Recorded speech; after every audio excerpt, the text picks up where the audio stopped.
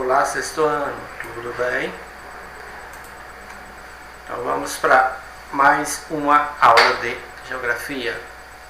O conteúdo de hoje é bastante interessante, né? Um pouco comprido, mas interessante. A gente vai aprender juntos sobre a dinâmica atmosférica e as mudanças climáticas. Aqui entra aquele processo de definir tempo e clima. A questão das chuvas, por que elas acontecem, por que o clima ou o tempo muda. Então vamos lá, será que realmente o clima muda? Ou muda só o tempo? Ou muda só o clima e não muda o tempo? Vamos descobrir? A atmosfera. Você sabe que a atmosfera é a camada, né, responsável em proteger o nosso planeta. Se não houvesse atmosfera, o que aconteceria? Seria inviável, não vou dizer impossível, mas inviável de haver vida em nosso planeta. Por quê? Porque não haveria a retenção de gases na atmosfera. Que gases são esses? Que gases que eu tenho na atmosfera?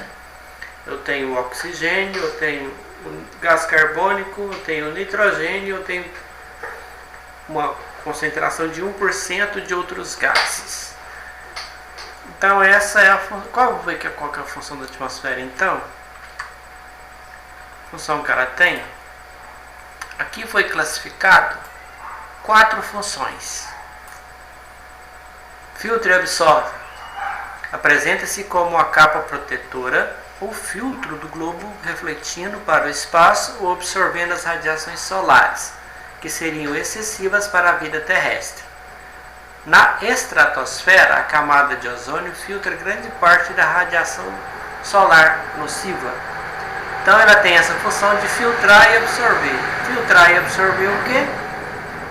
Os raios solares, que foi citado aí. Protege. Constitui uma barreira à entrada de corpos estranhos, como os meteoritos, sendo por isso imprescindível. Estes, devido ao atrito provocado pelo ar, incendeiam-se e acabam por se pulverizar, não atingindo assim a superfície da Terra na sua total dimensão. Então tem a função de proteger. Os elementos que vêm, do espaço para entrar na Terra, a atmosfera protege. Já viu falar que a estrela cai? Você está à noite assim, você vê um rasgo de fogo no espaço. Estrela não cai. Por quê? Porque não. Se possivelmente uma estrela colidisse com a atmosfera terrestre, elas nos jogariam longe, porque existem estrelas que são maiores do que a Terra. Então o que atinge a atmosfera terrestre são meteoritos. Meteoritos, sim, podem ser pedaços de estrelas que já explodiram há milhares de anos atrás, estão, vagando no espaço. Em um certo momento elas entram em contato com a órbita da Terra, quando ela vai penetrar a atmosfera. Então está lá, a Terra está aqui e o meteorito veio para entrar. Quando ela atinge a atmosfera funciona como se fosse um freio. Ele vai frear aquele meteorito que está entrando na superfície terrestre.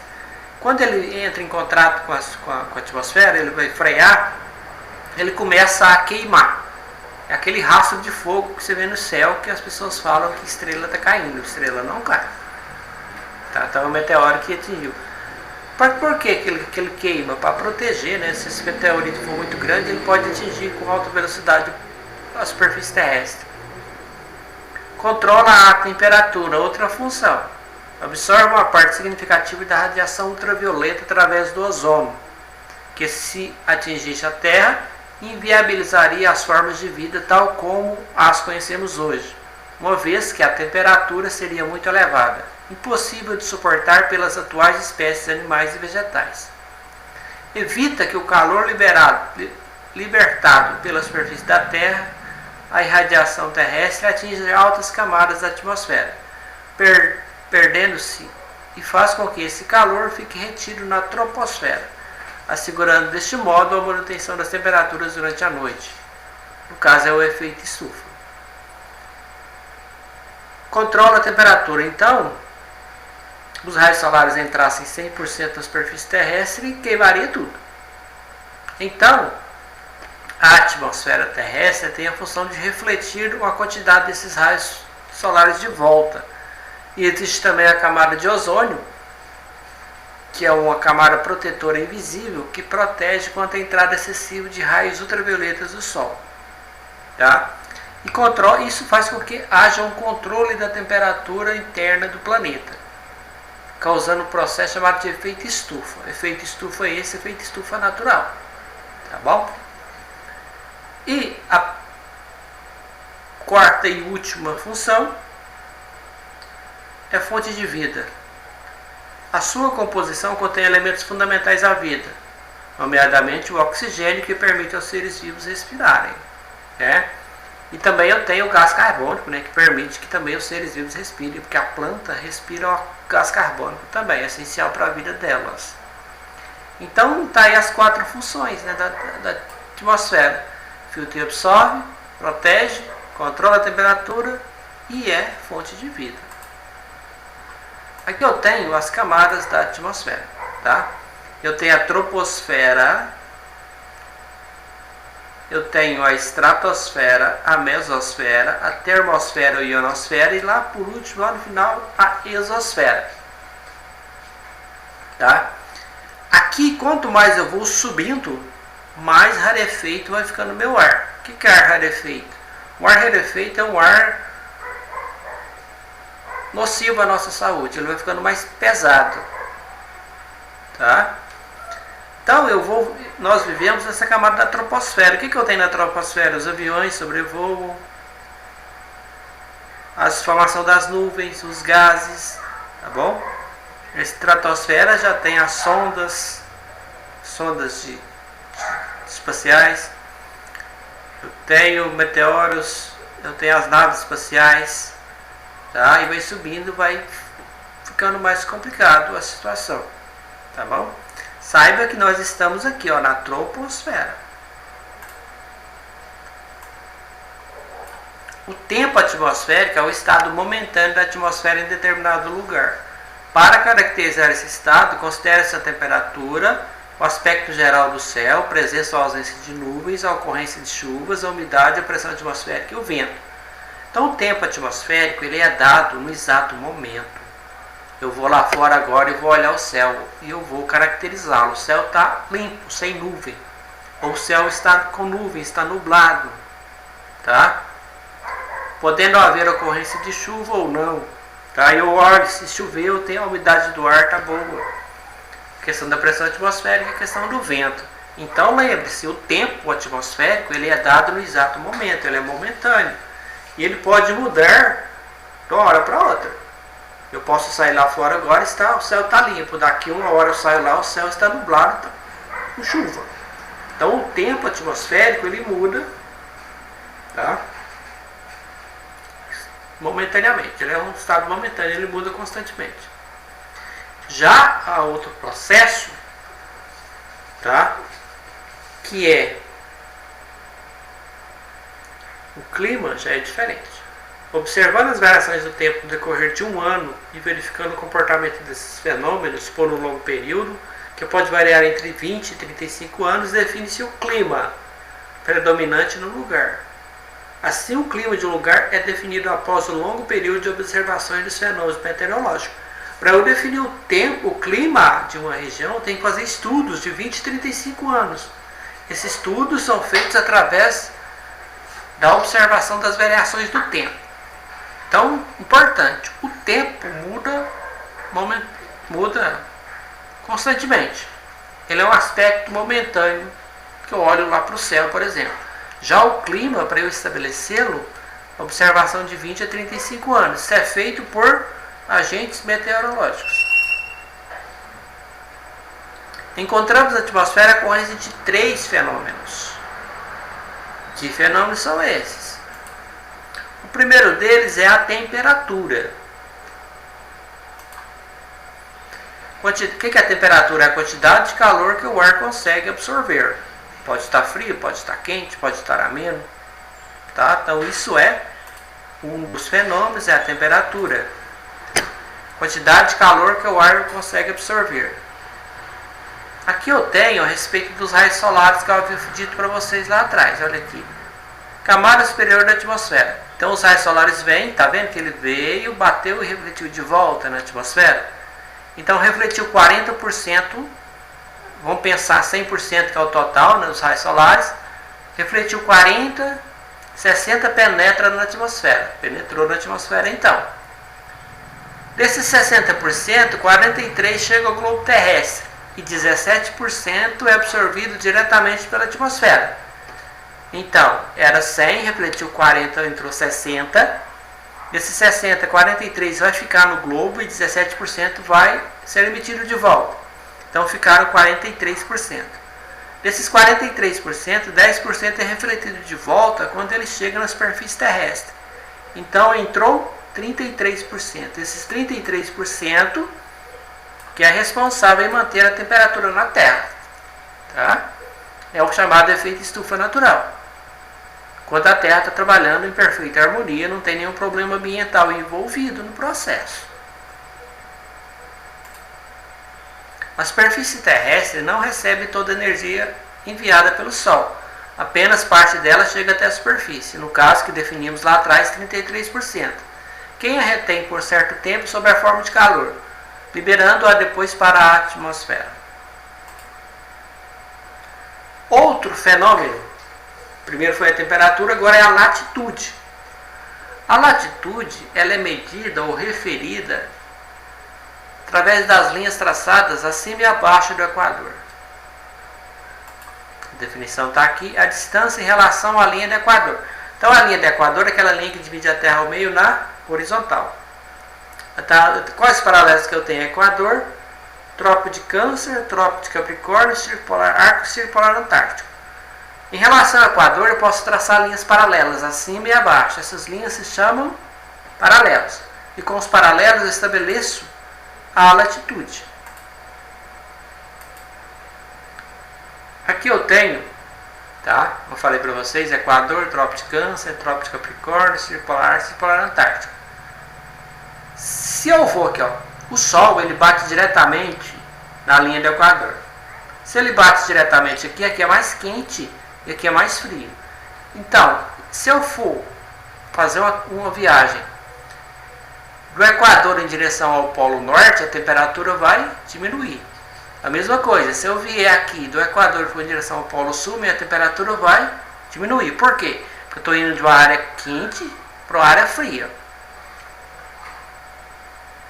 Esquema de distribuição dos raios solares das superfícies terrestres durante o período do verão no hemisfério norte. Vamos ver aqui agora as zonas climáticas. A luminosidade do Sol define, tá, 5 zonas climáticas no planeta. Aqui onde o Sol bate mais diretamente é a área mais quente, entre o Trópico de Câncer e o Trópico de Capricórnio. Isso é uma zona chamada zona tropical quente ou intertropical. Aqui acima, entre o Trópico de Câncer e o Círculo Polar Ártico, eu tenho a zona temperada do norte. E do Círculo Polar Ártico para cima, zona fria ou polar do norte. Para baixo, entre o Trópico de Capricórnio e Círculo Polar Ártico, tem a zona temperada do sul. Do Círculo Polar Ártico para baixo, zona fria ou polar do sul. Tá bom? Isso são as zonas térmicas da Terra que são definidas de acordo com a questão da luminosidade do Sol. Outro fenômeno, vimos temperatura, vimos latitude, agora é a altitude. Antes, vou definir duas coisas para você, a diferença entre altitude e altura. Altura, eu vou medir minha altura, eu vou medir da base do meu pé até a minha cabeça, que é o ponto extremo, eu vou ter minha altura. Se eu quero medir a altitude de algum lugar, é a altura em relação ao nível do mar. Então, o que eu vou fazer? Quero medir a altitude de um local. Aqui eu tenho uma cidade, uma paisagem com espaço geográfico. Eu quero medir a altura desse morro. O que eu vou fazer? Eu vou pegar daqui, ó, da base dele até o ponto extremo. Eu vou ter altura. Se eu quero medir a altitude, eu vou ter que pegar do nível do mar, daqui ó, até o ponto extremo. Tá bom? Isso é altura e altitude. Altitude e altura. Altura do ponto da base ao ponto extremo e altitude do nível do mar ao ponto extremo. E a altitude interfere na temperatura. Vendo? Quanto maior a altitude, menor a temperatura. Quanto maior a altitude, menor a temperatura. Tá vendo que aqui, ó, altitude maior 16 graus, intermediária 19 e a baixa altitude no nível do mar 22 graus. Quanto mais a maior a minha altitude, menor a minha temperatura. As altitudes e os climas no Brasil. Tá? Isso aqui eu vou passar. Vou falar para vocês. Maritimidade e continentalidade. Maritimidade vem de mar, continentalidade vem de continente. Espera um minutinho.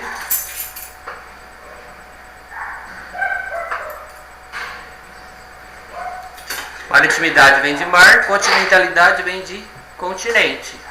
Então, mar eu tenho água, continente eu tenho terra. O clima de uma região é influenciado pela maior ou menor proximidade dos oceanos e mares. Se eu estiver mais próximo do oceano e do mar, de uma grande porção de água, provavelmente eu vou ter um clima mais ameno e mais úmido, porque as correntes de ar vão soprar, né? Porque a água evapora. Vai soprar o vapor de água da área de mar e oceano para o continente. E ali na praia eu vou ter um clima mais ameno, é lógico. Que eu tenho, tá? Próximo aos oceanos e mares, durante o dia, a luz solar aquece a água. Quando a noite cai, essa temperatura da água conserva quente e ela vai subindo e conservando quente, tá? Vamos ler aqui. Aqui eu tenho luz solar e aqui eu tenho essa luz solar aqui. Tá vendo que a luz solar e o calor, a luz solar está batendo e o calor está penetrando dentro da água. Aqui à noite eu não tenho a luz solar, porque está de noite, e a temperatura, que o calor está saindo da água para fora. Nos continentes, o calor absorvido durante o dia permanece próximo à superfície. Já nos oceanos e mares, o calor absorvido até uma grande profundidade. Então vai aquecendo e vai aquecendo a água. A luz solar vai batendo e vai aquecendo a água. Ao anoitecer, o calor contido nos continentes é rápido liberado para a atmosfera, e a temperatura à noite torna-se mais baixa que durante o dia. No entanto, nos mares e oceanos, a temperatura das águas mantém-se elevada, pois o seu resfriamento é muito lento, em razão da grande quantidade de calor absorvido durante o dia. Na parte continental, o sol aquece e aquece rápido. Durante a noite, o sol se põe e esfria rápido o continente. Na água é diferente. O sol bate e esfria a água mais lentamente, e quando o sol se põe, a água vai liberar esse calor mais devagar. Naquela região ali, né, próximo, vai ficar mais quente. Nas regiões litorâneas, portanto, a temperatura noturna não diminui tanto em relação à temperatura diurna no litoral, né? O que é litoral? Próximo às grandes concentrações de água, pois o calor lentamente liberado pela água durante a noite mantém essas regiões aquecidas. Esse é o efeito de maritimidade. Já nas regiões do interior do continente, as temperaturas noturnas são bem mais baixas que as diurnas, pois o calor absorvido pela Terra durante o dia é rapidamente devolvido à atmosfera. Esse é o efeito de continentalidade. São efeitos contrários, né? O de maritimidade esquenta mais rápido, esquenta mais devagar, esfria mais rápido. O da continentalidade esquenta mais rápido, também esfria mais rápido, né? Um é lento, outro é rápido. As brisas litorâneas. Aqui a brisa terrestre de noite. Então a brisa sopra do continente para o oceano. Durante o dia, sopra do oceano para o continente. Tá? Alta pressão empurra para lá. empurra de uma área de alta pressão do continente para uma área de baixa pressão em alto mar. Aqui durante o dia a alta pressão fica em alto mar e a baixa pressão fica no continente. Isso aqui, ó, aqueles pescadores que tem aquelas embarcações sem motor, a vela, eles vão pescar de noite, porque de noite o vento empurra aquelas embarcações a vela lá para o alto mar. E eles voltam de manhã, porque de manhã o vento empurra eles de volta. É uma estratégia interessante e aproveitando os elementos da natureza. Pressão. Isso é pressão atmosférica. É a força que a camada de ar exerce sobre a superfície. O ar tem peso. Tem peso, sim. Se você faz assim, você sente ele. Porque ele está presente aqui, eu não o vejo, porém ele está aqui, e ele tem peso. A pressão comprime em todos os lados. A pressão atmosférica é interessante. Se você sair lá de fora, fora do teto da sua casa, lá fora, você vai ter uma pressão atmosférica exercida sobre o seu corpo de cerca de 1 tonelada. 1000 quilos. Mas era para me esborrachar no chão. Sabe por que isso não acontece? Porque a pressão atmosférica ela comprime de todos os lados. De cima para baixo, de baixo para cima, dos lados e de dentro para fora do meu corpo. Então, se essa pressão atmosférica não existisse, se eu desse um pulo, eu ficaria voando. Essa pressão atmosférica faz com que eu fixe no solo. Consiga andar de pé, equilibrar em cima da bicicleta, em cima da moto, por exemplo. Se ela não houvesse, altitude. O que é altitude mesmo? Como é que é medida a altitude? Do nível do mar ao ponto extremo. Esqueceram não, No nível do mar, a pressão atmosférica é maior, porque a altura da coluna de ar que está sobre essa região é maior. Conforme nós nos dirigimos às partes mais altas do relevo, a pressão vai diminuindo, porque existe menos atmosfera nessas regiões. Então, quanto mais baixo eu estiver no nível do mar, maior é a minha pressão atmosférica. Quanto mais alto eu estiver em relação ao nível do mar, quanto maior for a minha altitude, menor a minha pressão atmosférica. Eu estou aqui agora, a altitude aqui da cidade de Corumbaíba, eu estou respirando normalmente. Se eu for para um local de altitude maior, eu vou ter problema de respiratórios. Por quê? Porque eu vou ter que trabalhar mais os meus pulmões para eu sugar o ar. Se as pessoas que forem lá de alta altitude e vier para cá, vai ter problema respiratório também, porque eles vão respirar com mais facilidade. Quando o Brasil vai jogar em locais de altitude maior, os jogadores têm que ir alguns dias antes para eles se acostumarem com a altitude de lá. Porque se eles chegarem no mesmo dia e jogar bola, eles vão passar mal. Porque eles precisam acostumar, o sistema respiratório precisa acostumar com o ar, porque imagina uma partida de futebol de 90 minutos, eles vão correr o tempo inteiro, vai gastar muito ar. Então é essa a questão. A explicação, duas cidades, Santos e Campo de Jordão. Olha a coluna do ar.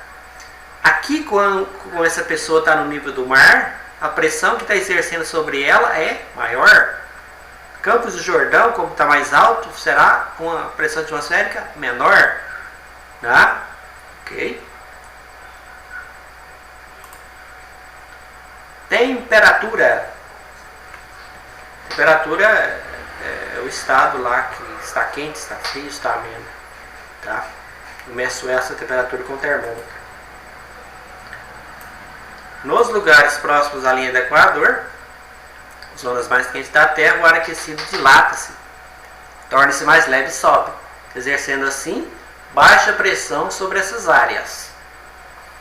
Por isso, elas são consideradas de baixa pressão atmosférica. À medida, porém, que nos dirigimos aos polos, as temperaturas nessas áreas vão diminuindo e o ar fica frio e comprime, se torna mais pesado, ocasionando alta pressão. Aonde o ar é mais quente, baixa pressão, porque o ar está dilatado. Quando eu vou para a área mais fria, eu vou ter o que? Altas pressões, porque o ar vai estar comprimido. Aquela experiência do balão, você pega o balão enchendo de ar, Você coloca ele no freezer e geladeira. Quando o ar vai esfriando, as moléculas vão comprimindo e o balão murcha. Se você tira ele da geladeira e põe ele na superfície, aí as moléculas vão começar a aquecer. Aquecer, elas dilatam e enchem o balão de novo. Ciência é magnífica. Aqui eu tenho o processo de circulação de ar. Ar quente, ele fica leve, sobe, a grande altitude ele vai ficar frio, fica pesado e desce. Aí vai circular a vida toda. Aqui ele aquece, fica leve e sobe. Aqui ele está a alta altitude, fica pesado e desce. Esquenta e sobe. Isso se chama circulação geral da atmosfera. Nunca para, né? O ar nunca para. Pressão atmosférica. Esse aqui vamos para lá. Temperatura. O que eu falei para você? Alta temperatura, olha como estão as moléculas. Estão todas soltas, liberadas. Nessas áreas eu vou ter baixa pressão.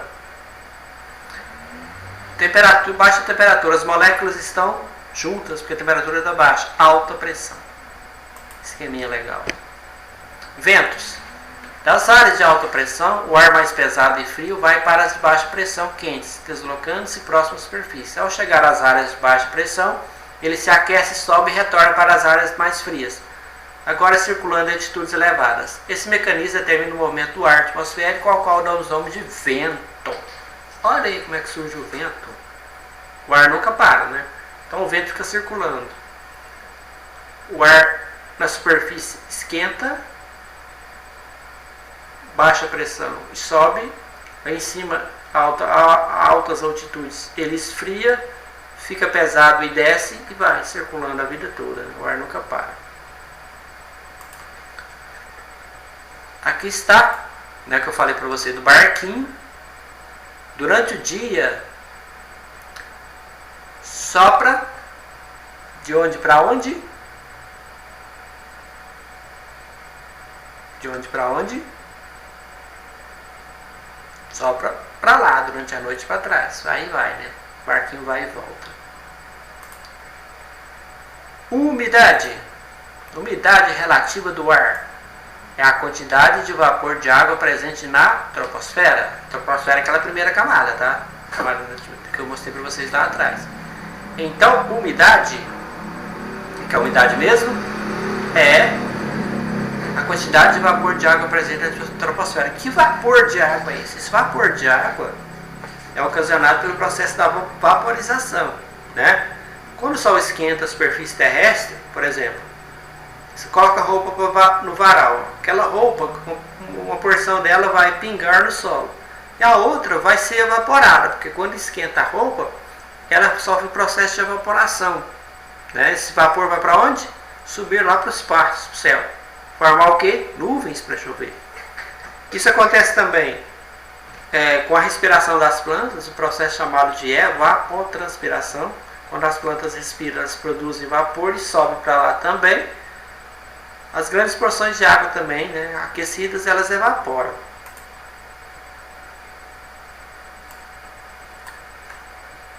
Índice de umidade relativa do ar entre 60% e 6%, nível adequado. Quando chove, o ar fica bem mais respirável, né? Entre 20% e 30%, estado de atenção abaixo de 60%, níveis adequados para a saúde humana. Tá? Entre 12 e 20, estado de alerta. Abaixo de 12 é emergência. Né? Quando fica muito tempo sem chuva, tá? A terra fica muito seca, as plantas secam muito e o processo de evaporação da superfície terrestre fica muito baixo. E a umidade vai baixando. Tá? Aí eu tenho que ter alguns cuidados com a minha saúde, né? Beber muito líquido. Beba ao menos 2 litros de água por dia, evite exercício físico entre o final da manhã e o fim da tarde. Porque eu tenho que repor líquido. Quando tem pouca evaporação, a umidade do ar está baixa, o meu corpo só vai liberando líquidos, né? Do suor, da lágrima, da urina. Tá? Então eu tenho que repor, senão eu vou ficar desidratado. Casa, torne seu ambiente mais úmido. Use uma bacia com água, uma toalha molhada ou um umidificador de ar. para facilitar o processo respiratório. Cuidados. Use hidratante após o banho para evitar que a pele perca água. Umedeça olhos e nariz com soro. 0,9% quantas vezes precisar. Esses são cuidados médicos aí que são exigidos pelos médicos, né? Para todo mundo, mas principalmente crianças e velhos, mais idosos, terceira idade, para ter mais cuidado em relação à questão da baixa umidade do ar. Ao atingir as águas marinhas, os lagos, os rios e as florestas, os raios solares aceleram o fenômeno da evaporação. Ao encontrar menores temperaturas, a água em suspensão na atmosfera, sob a forma de vapor, pode se condensar, isto é, passar do estado de vapor para o estado líquido e formar as nuvens. Maravilha! A água, mudança de estados físicos. Né? A água chove, abastece o lençol freático, abastece os rios, lagos, oceanos. O sol vem, evapora essa água, transforma essa água líquida em vapor, ele sobe. O que eu falei para você? Quanto maior a altitude, menor a temperatura. Então ela sobe em forma de vapor, lá em cima ela vai passar por um processo de quê? De condensação, passar de vapor para líquido, formar as nuvens. As nuvens são constituídas por milhões de gotículas de água em suspensão. Quando essas gotas se juntam, formam gotas maiores que ficam mais pesadas e se precipitam sob a forma de chuva. Quando a temperatura das nuvens está abaixo de menos 20 graus Celsius, há uma transformação do vapor de água em cristais de gelo, muito pequenos, que juntam e caem sobre a forma de neve. Está vendo? Isso se chama precipitação. Chuva é precipitação, neve é precipitação, granizo é precipitação, geada não é precipitação. Tá? Geada não cai na nuvem, geada é outro processo aí. Formação da chuva. Queda de temperatura. Tá vendo aqui, ó? A temperatura está alta, as gotículas estão separadas. Quando a temperatura diminui, as gotículas se juntam e formam um gotícula maior. E provavelmente chuva. Tipos de chuva. Vamos ver aqui 3 tipos. 3 tipos de chuva são esses. Chuvas frontais, provenientes do encontro de frentes frias e quentes, são contínuas e moderadas. Então a massa de ar fria está lá em cima e a massa de ar quente está embaixo. Para que aconteça chuva, as duas massas de ar têm que se encontrar. Tá vendo que a massa de ar quente sobe, a massa de ar frio desce, elas se encontram, chove. Essas chuvas são boas, né? Chuva frontal é a chuva que acontece aqui, né? Aquela chuva assim bem mansinha mesmo. Acontece bem devagarzinho. Outro tipo, convectiva. Resultado da evaporação da água, típico do verão, são rápidas e fortes. Essas aqui são aquelas chuvas que vêm assim muito rápido. Choque dessas massas de ar, né? As duas massas de ar se encontram e a chuva cai em forma de temporal mesmo, né? Com raio, trovão e chuva muito pesada. E por último, e a terceira, é a orográfica, ou chuva de relevo. Resultado do encontro com alguma barreira natural, relevo de altitude, são contínuas e fracas e moderadas. Tá? Aqui, ó, eu tenho uma barreira natural, tá vendo? Tá? Então as massas de ar empurram essas nuvens não conseguem ultrapassar essa barreira e sobe só de um lado, aqui. Choveu só de cá, de lá não chove. Choveu de cá não chove. Isso é chuva orográfica, porque tem alguma barreira natural ali. Então quais são os tipos de chuva? Vou cortar aqui para você ver. Chuva frontal, chuva convectiva e chuva orográfica ou de relevo. Vamos para frente. Frente fria. Massa de ar frio, massa de ar quente. As duas se encontrando. Chuva. Precipitação. Previsão do tempo. Ela é importantíssima, né? Quando você está assistindo o Jornal Nacional, que é uma das animações mais melhores para vocês entenderem essas massas de ar. Ali, o Jornal Nacional mostra as imagens de satélite, né? Tem um mapa do Brasil, que eles desenham lá, né? O computador desenha. E você vê aquelas nuvens brancas passando por cima. Aquilo são massas de ar. Os meteorologistas estudam o tipo de massa de ar que é, e eles sabem se vai chover ou não. ele tem uma possibilidade de acerto de 85 a 90%, né? Então a margem de erro é muito baixa nesse processo aí. As massas de ar correspondem a grandes porções da atmosfera em que as propriedades do ar, como a temperatura, a pressão e a umidade, são semelhantes. Essas massas adquirem características próprias ao permanecerem durante determinado período sob superfície com condições de temperatura e umidade constantes, como, por exemplo, sobre o oceano tropical ou sobre regiões polares, que são consideradas regiões onde nascem as massas de ar. Existem dois principais tipos de massas de ar, as continentais e as oceânicas. As continentais provavelmente são massas de ar fria, quente, e as oceânicas, massas de ar frias. Revisão, eu não vou passar para vocês, tá? Então, espero que tenham gostado, espero que tenham entendido. Um abraço para vocês e até a próxima.